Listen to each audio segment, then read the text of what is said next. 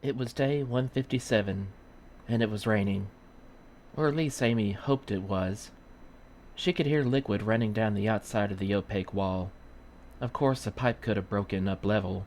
They often did. The city was old. "What are you staring at?" whispered Anita, who sat next to her. "It's raining." "So?" Amy shrugged, intimidated by the older girl's lack of interest. "I'd like to see rain sometime, just to see what it's like." "Who cares?" said Anita, who had no idea what rain was. "Me." "That figures." Triggered by their whispers, the nearest camera swung around and aimed in their direction. Its red light blinked a warning. The watcher had seen them talking. "You will have 2 hours to complete the test," the computer whispered through its 1,000 tiny speakers. "Begin at the bell tone." The computer asked a question requiring a one-word answer. The student said the word and pressed the button for the next question. When the final question was answered, the student could either signal for review and hear the questions again, or shut the terminal off, thus recording the score. Technology had eliminated the need to read or write. Boredom had eliminated the desire. Amy finished the test in 12 minutes. She made 4 deliberate errors. She did not signal completion, but waited, head bent as if still working. She had learned it did not pay to attract attention. The learning center in which she sat was the size of a football field, grimy, yellow, low-ceilinged, windowless, and dimly lit. Around her sat 1,000 students, ranging in age from 10 to 16, each with an A name. Each had a terminal unit precisely 31 inches from the next. The room smelled of unwashed bodies, stale food, and musty walls. Next door was Learning Center B, and next to that was C, and so on down the line, all the same. Bored with hearing the same questions over again, Amy sat up and cautiously glanced around. She could see Anita's throat working as the girl struggled to verbalize thought. In front of Anita sat Axel, curled in his seat, hugging himself and rocking, his eyes glazed. If he could hear the computer's voice in his speaker, he gave no sign of it. He never spoke. His hands never touched his terminal board. Amy saw nothing wrong with his behavior. A lot of kids were like him. Sometimes she wished she could be like them, or like anyone but herself. At least they fit in. Anita found learning difficult.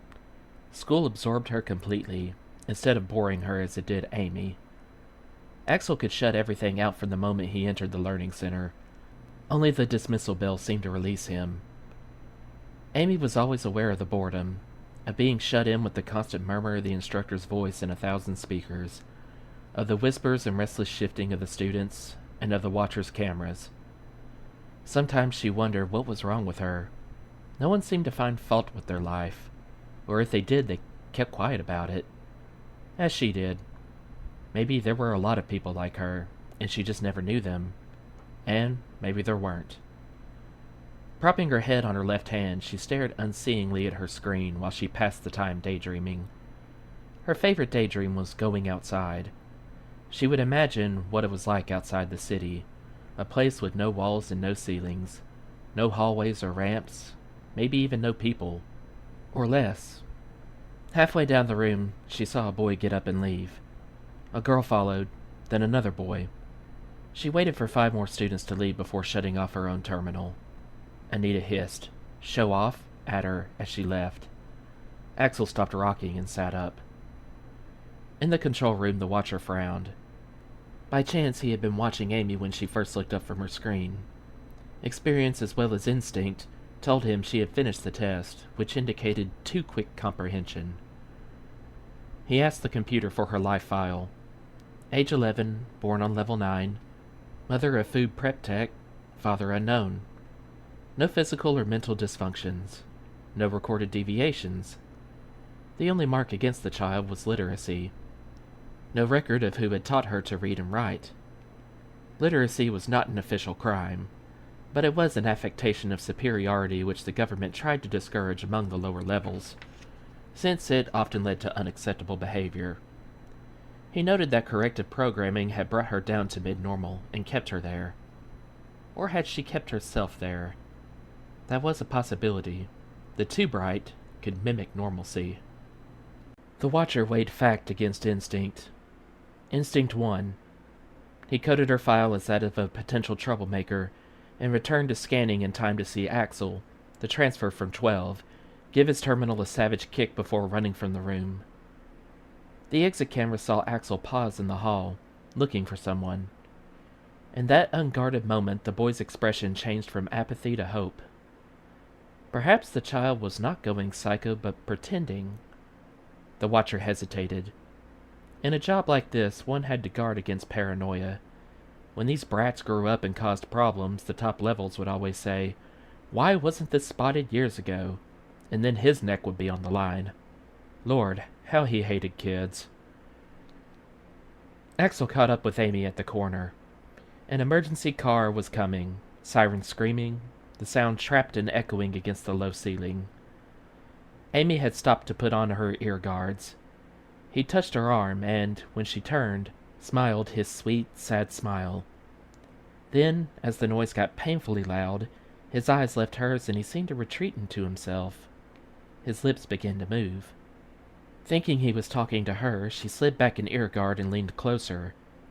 In the voice of a small child, he was singing a lullaby. Rufus the rabbit is going to sleep, down in his burrow where silence is deep.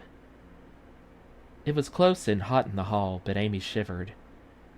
She'd put her hands over his ears as tightly as she could, and held them there until the siren was far down the hall. It was hard to stand that way. The crowd was thick, and people jostled past the stationary little island formed by the pair. Some people bumped accidentally. Others deliberately hit one child or the other and quickly disappeared in the crowd. Amy took blows for granted. She had been taught that people expressed their hostility or their need to touch in the hallways. It did not pay to stand still. "Come on," she said, releasing him. "Let's go home." He didn't answer, but he had stopped singing, and his eyes focused again. She started across the corridor, and he followed. "Why didn't you take the test?" "Why should I?" he said. "They don't care what you know, so long as you don't cause problems." Amy thought that over and decided there was some truth to it. Still, if you don't answer some questions, even wrong, they notice you, and then you get special programming. A nearby litter vac turned on just then, and the roar drowned her out. Loose garbage flew toward the suction screen, and Amy squinted against the dust. Axel's face went blank with the noise, and the corners of his mouth twitched. "Why don't you wear your ear guards?" she yelled over the roar. "I don't have any." She stared at him. "Why not?" Two men brushed between them and nearly knocked them down. Neither pair looked at the other. "I don't know how to get them." He was a little abnormal, she decided. Everyone knew how to get necessities. You take your ID card to the depot, stand in line, put your card in the slot, tell the machine you want ear guards, and the ear guards come down the chute. Axel looked at her for a moment and then at the pavement. The floor was cracked and rough here. Litter had collected in the cracks, and he stepped over them with exaggerated care. But he didn't say anything. The heavy scent of a fry shop filled the corridor, and Amy was distracted by her stomach's growl. She didn't really like deep-fried vegetable peelings, but they were hot and salty. Sometimes they were even crisp. And when she was hungry, she wished she could afford them. But it didn't pay to think about what you couldn't have. "Do you have an ID card?" Axel nodded. He looked scared. He stopped walking and leaned against the wall. Amy hesitated before turning back to join him. "What's wrong?" He didn't answer. After a few seconds, she was tired of being jostled while she stood still. "You're going to get your back all greasy from that filthy wall," she warned him. "Also, roaches on you." He jumped as if he had received an electric shock, turned and stared at the wall. It was sticky with years of grime. At least a dozen roaches clung there, antennae quivering as they fed. More were on the pavement. "How do you live this way?" His voice was almost a whisper, and she had to ask him to repeat the question. "How can people stand it?" He looked as if he were going to be sick. "The noise and crowds and dirt, it's all dark and dirty." It's like that everywhere, Amy said, puzzled. Everywhere I've ever been. Is it different on level 12? For a moment, hope glimmered. If it was, level 12 wasn't that far up. Maybe she could go visit him. It's just as bad. Worse where I sleep. Hope flickered out. So why did you ask? Because it's... He cast a worried glance at the wall. Can we talk while we walk? Do you want to go get ear guards or not? Yes, if you come with me. You do have your ID. Yes. Come on then. The nearest depot's down this block. The supply depot was crowded with long lines at every chute. Axel no more than stepped inside than he wanted out. We'll be here a long time, he said, edging toward the door. She grabbed him by the arm and saw his eyes were beginning to go blank. He was about to shut everything out. Her first impulse was to leave him there. Then she remembered him singing when the siren went by. She took his hand and held it. I hate crowds too, she said, but we can stand it for as long as it takes. I'm okay. He pulled free, then looked at her. No, I'm not, he admitted and took her hand again. Talk to me. It's easier if I don't have to think about where I am. Amy didn't understand that remark, but did as he asked. She whispered her suspicions that it was raining outside. When he nodded in agreement, instead of sneering as Anita had, she found herself liking him in spite of his oddness. The two of them stood there talking in their city-issue clothing, shapeless shirts and pants of dark brown. The color did not show the dirt. The dark cloth had made their faces pale and their eyes looked much too large.